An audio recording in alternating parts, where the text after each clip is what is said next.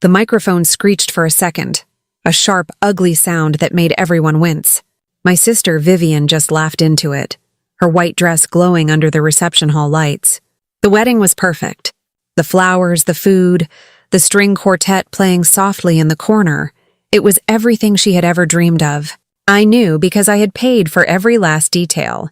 Before we dive in, make sure to like this video, subscribe to the channel, and drop a comment below telling me, where in the world are you watching from? My name is Elena Whitmore. I was sitting at a table near the front, close enough to see the tiny crystals sewn into her veil.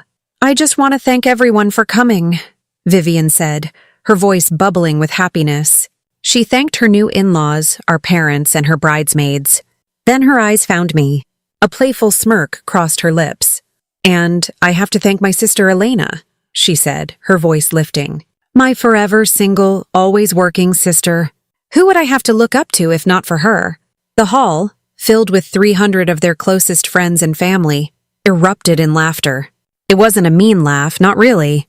It was the kind of gentle, knowing laugh people share at the expense of the reliable, single family member. The spinster aunt in training. I felt every single one of those 300 pairs of eyes land on me. I forced a smile, my cheeks burning. My heart wasn't just beating. It was pounding, a heavy, dull drum against my ribs. I picked up my water glass, my hand trembling just slightly, and raised it in a toast I didn't feel. They were laughing at the quiet. Dependable Elena, the woman who blended into the background. What they didn't know, what no one in that room knew, was that the woman they were laughing at was the one who signed their paychecks. The woman they saw as a background character owned the stage they were all dancing on. And I was about to let them know it. Our childhood in Savannah was painted in two different colors, Vivian's and mine. Hers was bright gold. Mine was a muted, serviceable gray. Vivian was the dancer, the charmer, the one with a smile that could light up a room and a personality to match. Our home was a shrine to her accomplishments. Her ballet trophies lined the mantelpiece. Her honor roll certificates were framed on the wall. Her laughter was the soundtrack of our family. I was the quiet one, the dependable one. When Dad got laid off from the plant, I was the one who sat with him at the kitchen table at night, going over the bills, my 13-year-old hands tracing the columns of numbers. I figured out what we could cut, where we could save. He'd pat my head and say, "What would I do without you, Lena?" Then the next day, he'd scrape together enough money to buy Vivian new point shoes for her recital. Her success was the family's success. Mine was just expected. I got a full academic scholarship to college. My parents celebrated by taking Vivian out to her favorite restaurant because she'd had a tough week of rehearsals. I didn't complain. I just packed my bags, took the bus to the university, and got a part-time job to cover my books and food. My worth was never measured by who I was, only by what I could provide. I was the foundation of the house, unseen, uncelebrated, but essential. Everyone just walked all over me to get where they were going. By the time I was in my 30s, I had accepted my role. I was the stable sister. I had a good, steady job in finance, a quiet apartment, and a savings account that I regularly dipped into to help my parents with a new roof or to fund one of Vivian's whims, like her short-lived jewelry-making business. I was the family's emergency contact and their human ATM. Then, the man I had been with for 5 years, the man I thought I would marry, told me he felt like we were more like roommates, and left.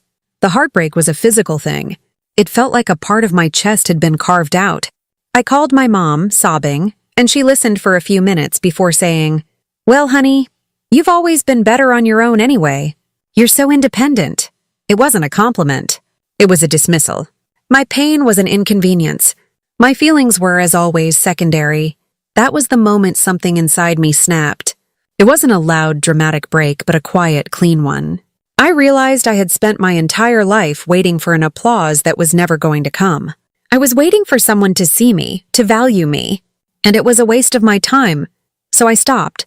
I stopped trying to earn their approval. I stopped hoping for their love. I took all that energy, all that pain and longing, and I turned it inward. I channeled it into myself. 2 months later, I quit my job, packed my apartment, and moved to Charlotte. I didn't tell them until I was already gone.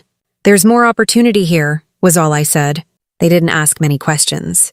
Vivian was busy with her new boyfriend, Graham, and my parents were planning a cruise. In a small, rented office with a second-hand desk and a coffee machine that gurgled, I opened Whitmore Strategies. It was a consulting firm. It sounded small. It sounded boring. It was perfect. It was mine. Whitmore Strategies started small. My first clients were local businesses struggling to stay afloat. I worked 18-hour days. I lived on coffee and takeout. I didn't rebuild my life. I built a new one from scratch on my own terms. I was good at it. I could see the cracks in a company's foundation, the inefficiencies no one else noticed.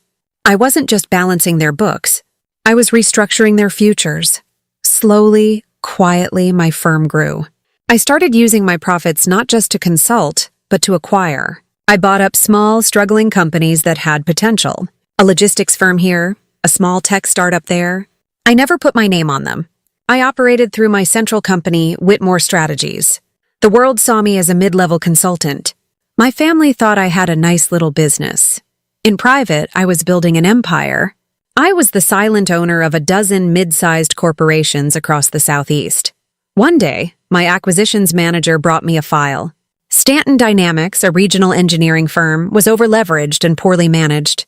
It was a perfect candidate for a takeover. The name sounded vaguely familiar, but I couldn't place it. I approved the deal. We acquired a controlling interest, and I began the process of restructuring the company from the top down, starting with installing a new chief operating officer who reported directly to me. A month later, Vivian called, screaming with excitement. "I'm engaged. His name is Graham, you've met him. He's a project manager at this great company, Stanton Dynamics. We're getting married in Charleston in the spring." I sat in my corner office overlooking the entire city of Charlotte and felt a cold, strange wave wash over me. The two worlds I had kept so carefully separate were about to collide. When Vivian announced her wedding, the family's reaction was immediate and predictable. My mother called me, not to ask if I could help, but to tell me the deposit for the venue was due. My dad sent me an email with the subject line, "Caterer Bill." Vivian had a shared Pinterest board for the wedding, and she would text me links to $1,000 floral arrangements and a $5,000 dress with the simple message, "This one."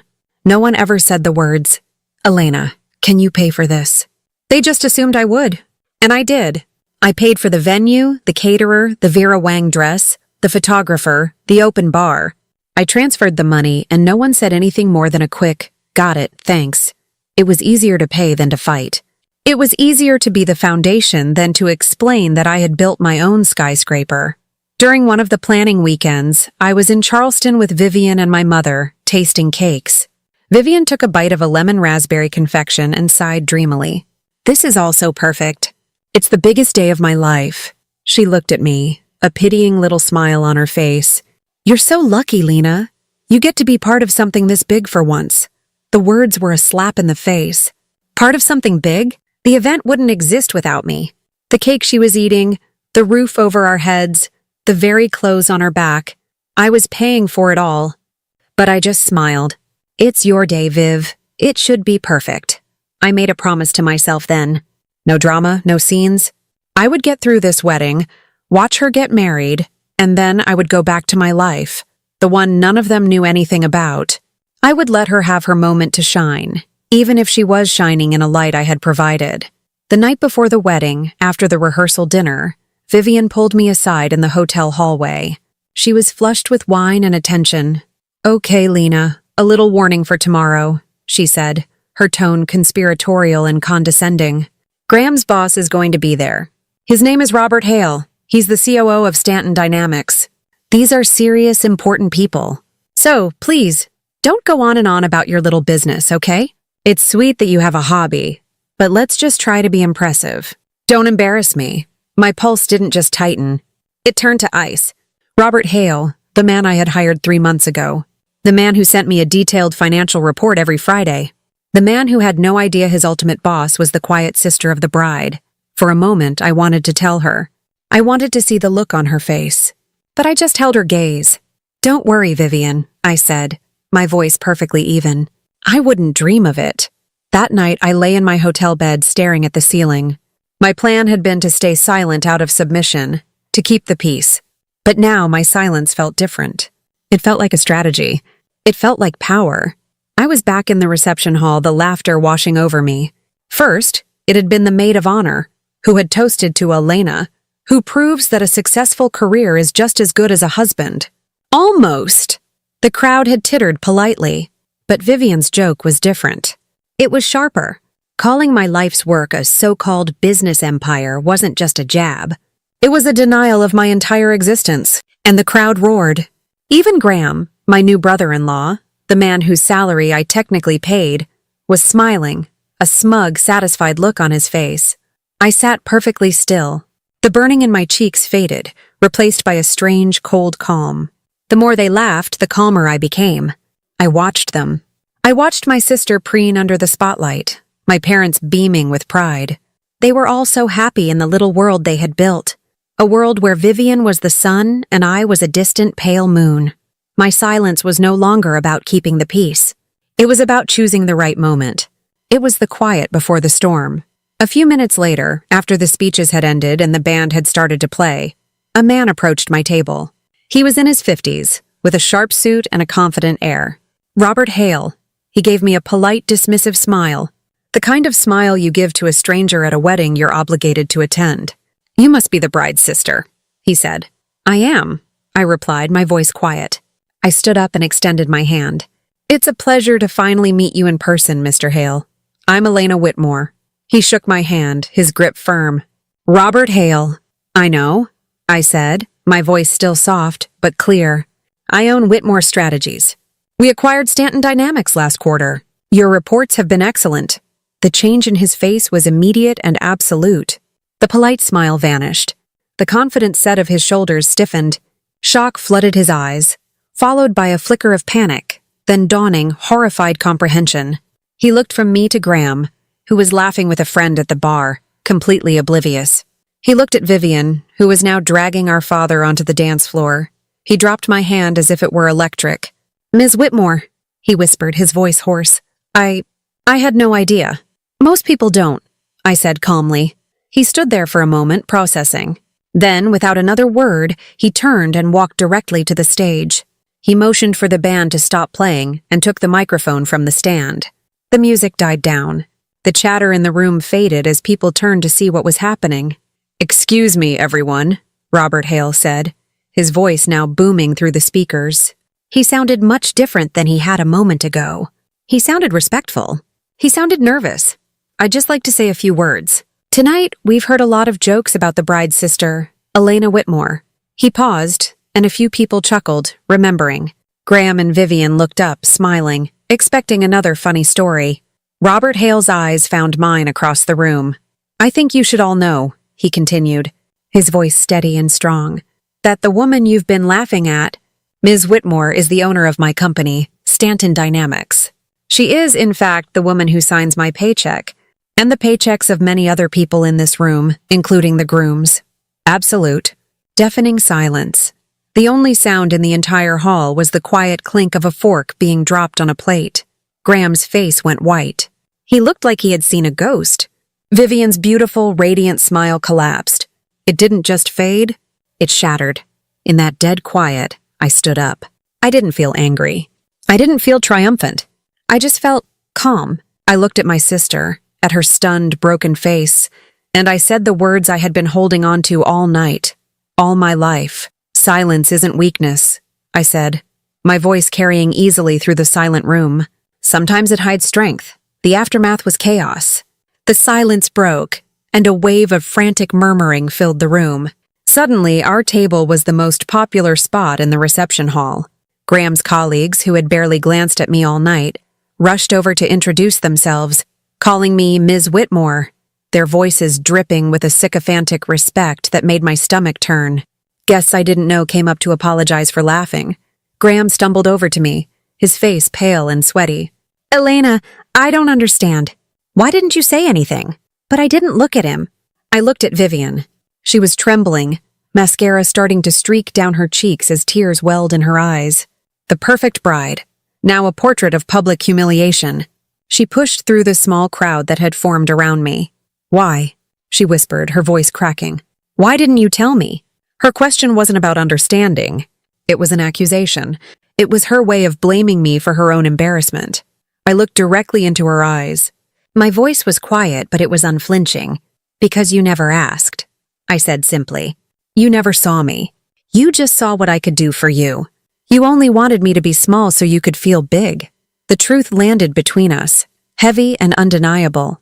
In that moment, she finally understood. She hadn't just mocked her quiet single sister. She had mocked the source of her perfect day, the architect of her own fairy tale. She hadn't been laughing at a failure. She had been laughing at her own benefactor. 6 months later, family dinners are different. They are quiet, strained affairs. Graham speaks to me with a formal deference, always calling me Elena, never Lena. He asks about my work, his eyes filled with a mixture of fear and respect. My parents are cautious around me, as if they are meeting a stranger for the first time. Vivian is the most changed. She's in therapy, trying to unravel years of jealousy and cruelty that she had disguised as sisterly teasing. Sometimes I see a flicker of the old her, a flash of resentment in her eyes. But mostly she is just quiet. She is finally learning to listen. I didn't do it for revenge. I did it for peace. My empire continues to grow, quietly and efficiently. My confidence is no longer something I have to build. It is simply part of who I am. I never needed them to see me. I just needed to see myself. Never underestimate the quiet sister in the room, the one who stops letting herself be underestimated. Like this story if you've ever been the silent one, because sometimes silence isn't just golden. It's the loudest power you will ever have.